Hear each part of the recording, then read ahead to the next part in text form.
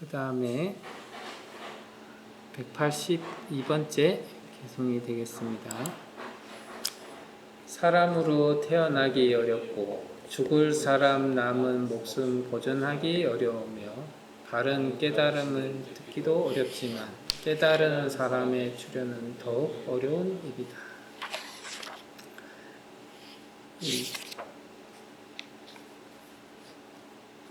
부처님 당시에 가섭불 시대 때 수행을 했던 사람이 아주 사소한 계율을 잘못 범해가지고 용의 몸으로 태어납니다.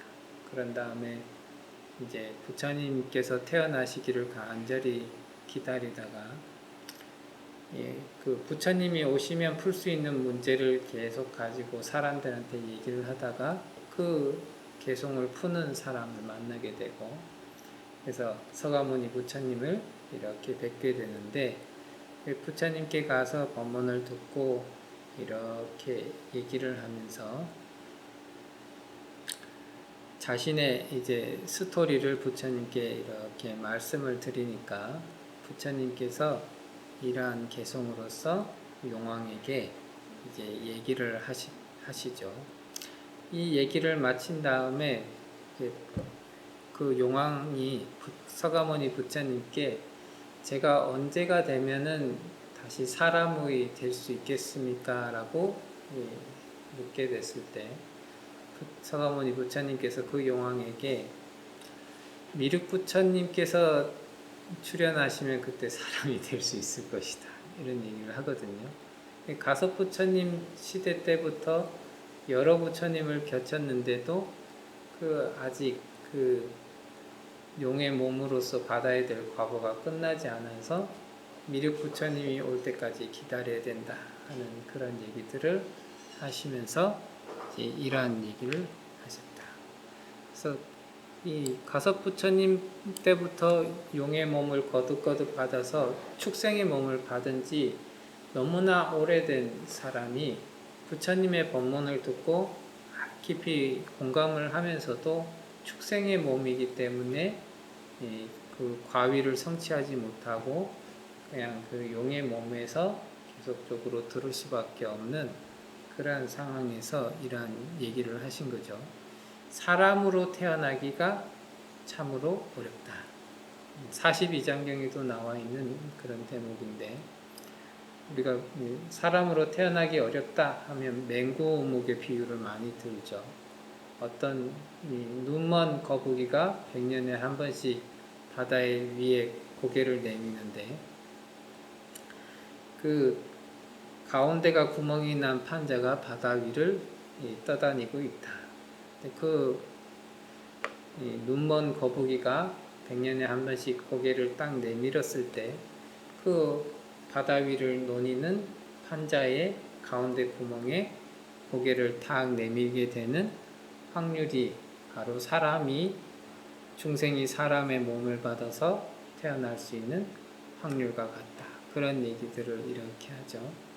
그만큼 이 사람의 몸을 받기라고 하는 것은 굉장히 쉽지 않은 일이다 라고 하시고, 근데 거기서 태어난 다음에 사람의 몸을 받은 다음에 자기가 태어날 때 지녔던 그 수명대로 살아가다가 정해진, 혹은 부처님 당시 서가모니 부처님 당시 때 인간세가 한 100년이었다 하면은 100년의 삶을 살면서 죽는 분들은 또 쉽지 않다 하는 거죠. 옛날에 이제 많은 설화들 보면은 식탐이 많은 사람은 식탐을 너무 많이 부려가지고 자기가 사람으로서 먹어야 될 음식을 너무 일찍 먹는 바람에 굶어서 일찍 죽게 됐다, 뭐 이런 얘기도 있고, 살생을 많이 저질렀던 분은 살생의 과보로 인해서 갑자기 큰 병이 들어서 죽었다 하거나, 그런 것처럼 자기의 정해진 어떠한 수명이 있었을 때 그 수명대로 살아가면서 죽는 경우들도 극히 드물다. 수명을 충분히 누린다 하는 것은 악업을 짓지 않고 선업을 충분히 지으면서 살아갔을 때 누릴 수 있는 복이고, 먹는 것이라든지 입는 것에 대해서 절제를 하고 잘 아껴 쓰면서 하는 그러한 삶을 살았을 때 이러한 과보들을 얻을 수가 있죠. 근데 그러한 과보들보다도 정법을 듣는 기회를 만나기가 참으로 어렵다. 부처님의 법에 대해서 아주 잘 듣고 부처님의 법에 대해서 온전하게 이해를 낼 수 있을 만큼 좋은 이 법문을 듣기라는 것은 굉장히 어렵다. 이미 견해가 다르고 생각이 다르고 종교가 다르게 되면은 정법이라고 하는 것이 귀에 들리지도 않고 들려도 그것을 탁 무시하고 지나갈 수밖에 없는 그런 구조가 되어 있죠. 그 정법을 듣기가 어렵다. 그거보다도 더 힘든 것은 부처님께서 세상에 출현하셨을 때 그 부처님께서 세상에 출현한 그 시기를 만나서 부처님을 뵐 수 있는 그 기회를 갖는 것은 더더욱이나 어렵다. 왜냐하면은 부처님이 태어나신 세상에 이제 만나려고 하면은 그만큼 부처님 법에 가깝게 살아가고 그 부처님을 뵙고자 하는 간절한 마음들이 쌓이고 쌓여야 그 살아있는 부처님을 뵐 수 있는 그 세상에 태어날 수가 있다. 그래서 가끔씩 이렇게 혼자 제 스스로를 이렇게 돌아켜볼 때 불교에서는 지금의 시기를 보통 말세다 이렇게 표현하죠. 말법 시대다 이렇게 얘기를 하게 되는데, 그래서 이러한 경전의 구절들을 보면은 나는 왜 부처님 세상을 만나지 못하고 말세에 태어났을까 이렇게 생각을 하고 거기서 다시 한번 이렇게 따져보면은 말세에 태어날 수밖에 없었구나. 그만큼 부처님의 말씀을 쫓아서 수행을 내가 많이 못하고 있기 때문에 부처님의 세상을 만나기가 어렵구나 이런 생각들을 하게 되거든요. 그런 것처럼 부처님의 세상을 만난다 하는 것들도 참으로 어려운 일이다. 그래서 앞에 사람의 몸을 만나는 것도 어렵지만 뒤로 가면 갈수록 훨씬 더 어려운 일이다. 근데 만약에 자기가 살아생전에 이러한 인연들을 만났다라고 한다면은 아주 귀한 기회를 얻었다 이렇게 생각을 하고 그 귀한 기회에 맞춰서 부지런히 공부할 마음을 낸다면은 그것이 아주 좋은 기회를 자기가 잘 활용하는 그러한 부분이 되겠다라고 말씀드릴 수가 있겠습니다. 그 다음에 185번까지 읽겠습니다. 악한 일을 하지 말고 선한 일 널리 행해 마음을 깨끗이 하라. 이것이 모든 부처들의 가르침이다. 참고 견딤은 최상의 고행, 대자유에 이르는 것이 가장 뛰어나다고 모든 깨달은 사람들은 한결같이 말한다. 남을 해치는 이는 출가자가 아니고 남을 괴롭히는 이는 수행자가 아니다. 남을 헐뜯지 말고 상처 입히지 말며 계율을 지키고 음식을 절제하며 홀로 한가히 앉아 사색에 전념하라. 이것이 깨달은 이의 가르침이다. 183번째 것은 우리가 많이 봤던 이제 칠불통계에 해당이 되겠죠. 이 일체 모든 악은 짓지 말아라. 부처님께서 얘기한 일체 모든 악을 간추리면 대체적으로 오계와 시박에 이제 들어가게 되죠. 그러한 악들은 짓지 말아야 된다. 이 부분으로 나아가기 위해서는 반드시 인과에 대한 수업을 듣고 인과에 대한 믿음이 있어야 악한 행동을 하지 말아야겠다 이런 생각을 짓습니다. 왜냐하면 일체 악에 들어가는 경우들은 대체적으로 굉장히 이기적이라서 자기한테는 굉장히 이득되는 길들이 많이 펼쳐집니다. 근데 거기에 이제 혹해가지고 뭔가 계속적으로 하다 보면은 자기는 나를 위해서 혹은 뭐 우리를 위해서 하는 그런 마인드로서 뭘 하고 있긴 한데 그것이 악업에 귀속이 돼가지고 계속 안 좋은 결과를 낼 수 있는 쪽으로 갈 수밖에 가는 거죠. 그래서 남들이 그렇게 살면은 좀 나중에 안 좋아질 것이다 라고 아무리 얘기를 해줘도 이기적인 사람은 그때 되면 또 나에게 아주 적절하게 이득이 될 수 있는 방향으로 선택해서 계속 하다 보면은 나는 어려움을 겪지 않고 잘 살아갈 수 있을 것이다 라고 하는 그러한 믿음을 가지고 이제 막 살아가게 되죠. 부처님의 가르침을 듣고 인과에 대한 믿음을 절절하게 이제 가지고 있는 분들은 어떠한 부분이든지 악하다, 오개와 십악업에 기준한 그러한 악하다 하는 것들은 뭘 하더라도 그 순간에는 즐거울지 몰라도 조금만 지나게 되면은 아주 긴 세월 동안 나에게 고통을 유발하는 것이다 라는 것을 분명히 알고 그것에 대해서 하나하나 멈추려고 하는 그러한 힘들을 내게끔 된다. 그 일체악막작, 제악막작에 해당되는 얘기겠고요. 그래서 자기 스스로에게 있었을 때 십악업이나 오개를 범하는 그러한 일들에 대해서 하나하나 단절을 해 나가가지고 모든 것을 짓지 않게 되면은 그 다음에는 부처님께서 얘기하는 갖가지 선법에는 대표적으로 이제 37조도품이 다 들어갑니다.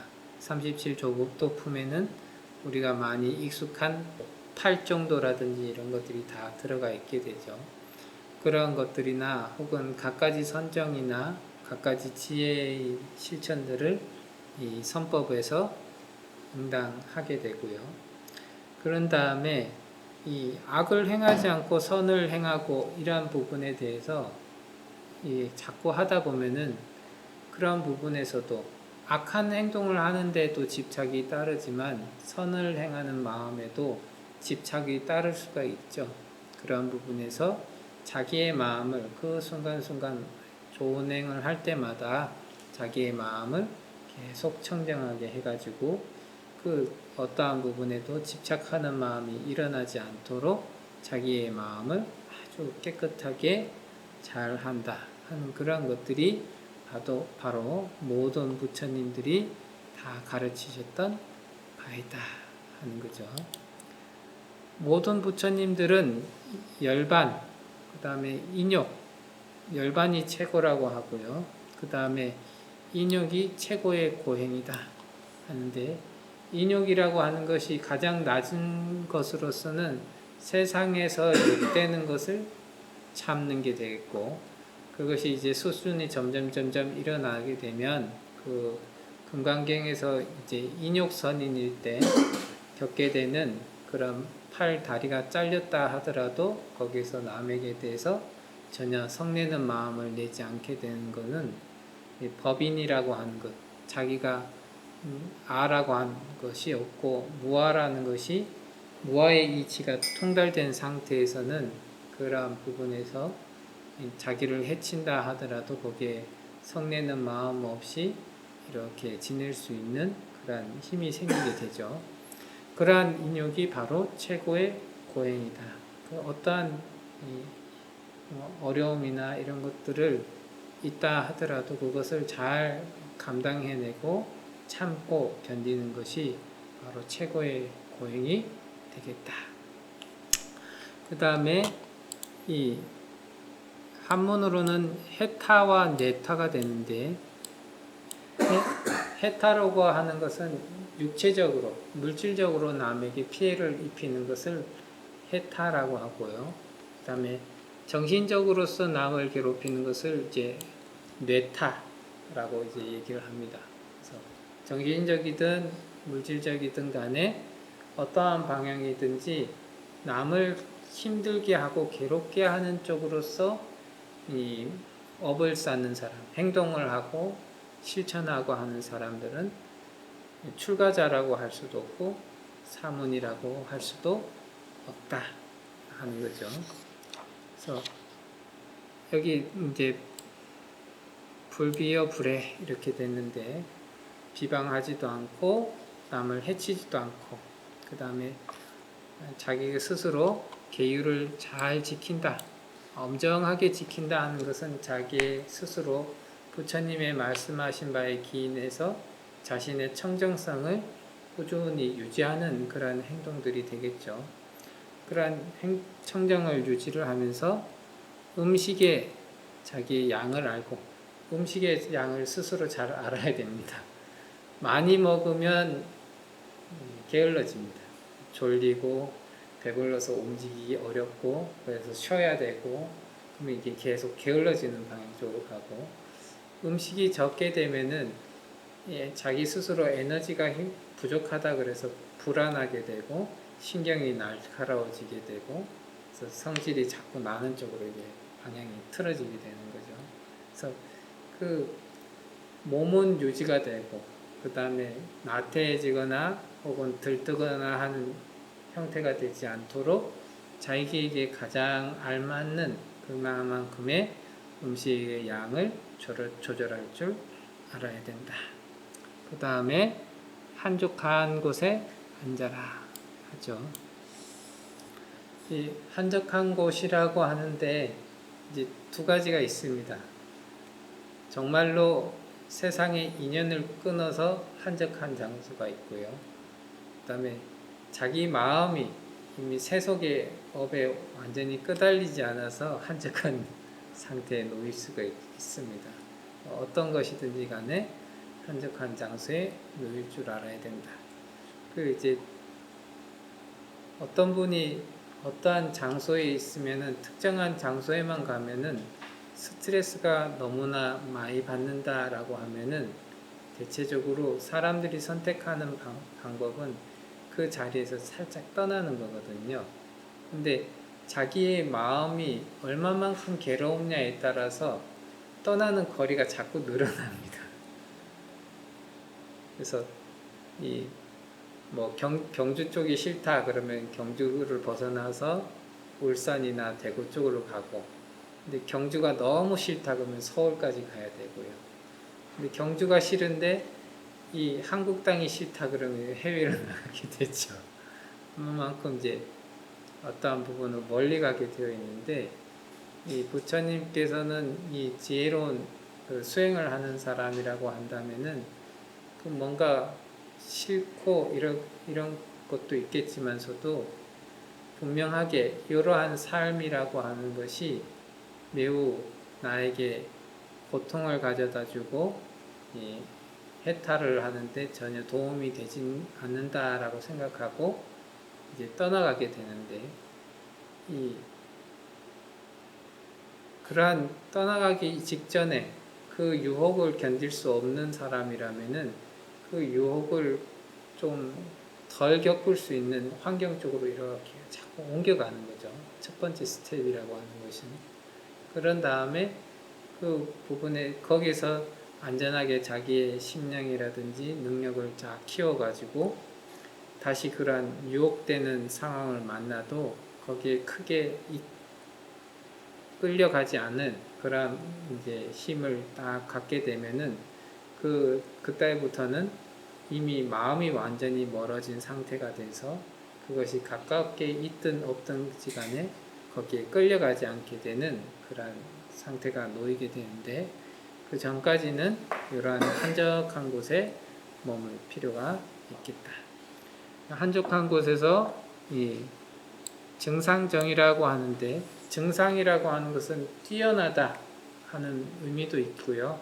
또 하나는 지금의 내 수준보다 조금 더 훌륭한, 조금 더 이제 스텝 바이 스텝으로 보느냐 아니면 완전히 베스트로 보느냐 이 두 가지로 이제 볼 수가 있는데, 선정을 닦는다 하는 것은 그 위에 지혜와 이런 것들을 닦게 되는 거죠. 그래서 이 185번째 개성 같은 경우는 이 부분까지가 이제 계율에 해당이 된다면은 이 개성에서는 선정과 지혜를, 그래서 개정의 사막을 열심히 닦는 것이 바로 부처님이 항상 얘기하셨던 그런 가르침이다 라고 하는 것들을 이 7불 통계를 통해서 부처님께서 이렇게 얘기하고 계십니다.